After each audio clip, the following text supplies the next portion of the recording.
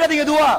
துவா கேட்கிற நேரம் யா அல்லாஹ் எனக்கு இதை தந்துறியா அல்லாஹ், யா அல்லாஹ் நோயை சுமாக்கிறியா அல்லாஹ் என்று கேட்டால் அல்லாஹ் கோபப்படுறான். நிறைய பேர் தெரியாம ஒரு துவா ரிஜெக்ட் ஆகுது. எப்படி ரிஜெக்ட் ஆகுது என்று சொன்னா, உங்க துவால எது மென்ஷன் ஆகணுமா? அல்லாஹ் சொல்றான், وَمِنَ النَّاسِ مَن يَقُولُ رَبَّنَا آتِنَا فِي الدُّنْيَا حَسَنَةً وَفِي الْآخِرَةِ حَسَنَةً وَقِنَا عَذَابَ النَّارِ.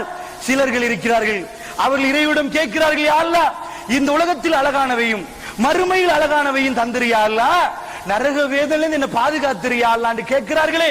உலாய்க அலைஹிம் நஸீபும் மிம்மா கஸபு, அவர்கள் சம்பாதித்ததில் அவர்களுக்கு பங்கு இருக்கிறது.